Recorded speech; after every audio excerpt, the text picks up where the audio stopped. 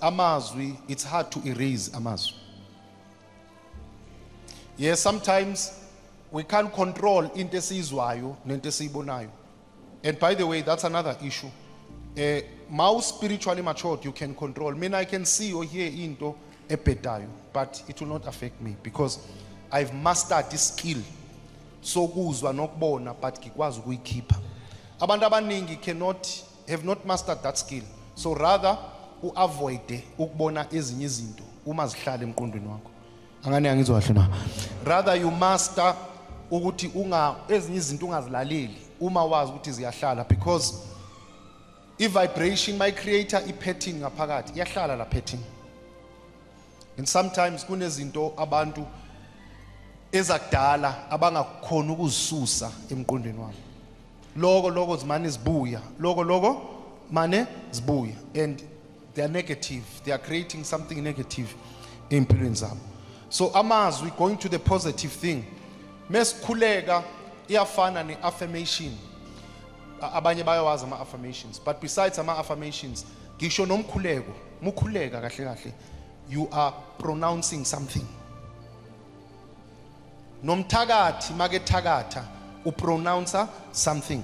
That's why ngisho sisedlozini esithunyweni, sisebumnyameni, sisekukhanyeni, siyathakatha siyelapha. Kodwa yonke into kumele sikhulume. Rarely will you receive umuthi ongazokhuluma phezulu kwawo. Ekuyovela kuthiwa nje wenze. Yonke into uma uyibhekisisa kahle inenkulumo phakathi. You right? Nge teaching ya last week, now we understand, oh, that's why inkulumo inamandla. Umkhuleko, ipoint yami today, umkhuleko self kuyafana nalokho ngoba kunalamazwi owa proclaimayo uma ukhuleka. Hence like aya ngivamisa ukuthi uma uchitha susuchitha ngathi uyancenga. Mawuchitha kuzwakale. Ngoba lamazwi mawuchitha lamazwi uma uchitha ngamandla lamazwi become effective. And lemoya kuzwa. Mawucela kuzwakala, khuleka kuzwakala. That's why umkhuleko ebalekile by the way. Khona ke wangibuza ukuthi now in African spirituality ukhona yini umkhuleko or it's a religious thing. Umkhuleko akuyona into religion. Umkhuleko wawukhona before religion. Umkhuleko uspiritual because umkhuleko ucommunicator nemimoya, good or bad. You are communicating with spirits, and that's why whenever ukhuleka unganasi isiqiniseko kulento oyishoyo, yabona ufana nomuntu mekhuluma umbona ngathi akekho serious, awumthathi serious because amazwi are weak, a creator vibration angizwa kahle na. Therefore vibration weak yenzani? Aina impact like sound, you see. You understand? Niyangizwa kahle uthi ngithini?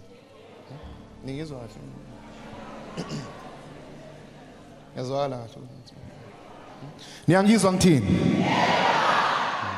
So ekuqaleni mangikhuluma there was no impact. Beningizwa? Mengishouta kwenzakalani? Because vibration yenzani?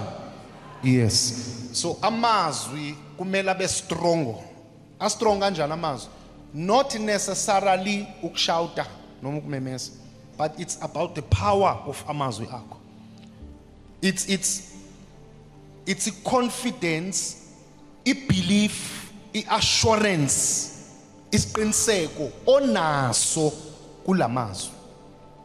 Amazwi mawephuma kumele aphume nje, kumele aphume kumele ube nesiqiniseko kulamazwi. Muyikhuluma lento kumele ube 100% sure ngalento oyishoyo. You don't have to umemeze. Kunabantu aba soft spoken kodwa mabekhuluma kuyazwakala. Kunabantu abamemezayo but sometimes uyezwa nawe nje ukuthi hayi ukumemeza nje. Kodwa lento amazwi akhe awanasindo. Is because there's no conviction. And normal abantu abamemezayo yilaba vela banganasi isiqiniseko. Bafuna ukuconvince. Bafuna ukuthi ubelieve into abayishoyo. I've been asked a lot abroad in conferences. People say, we hear about you, you are a very powerful man. You know, when I was looking forward to your speech. But first you were very short, second simple, third you were very soft spoken. And I asked myself, I mean, is this the person ekhulunywa ngaye? But your speech, your words, they were very powerful. You see? Because it's not about ukumemeza. It's not about ukuthi uyashouta. But when you are 100% assure ngamazwi ngalento oyishoyo, mewefika ngaphakathi afika create a pattern. La vibration is strong. Mayifika boom yashaya ngaphakathi. Vibration. Kuyazwakala kahle na? Yashaya ngaphakathi. That vibration it create a pattern iyawenza umsebenzi.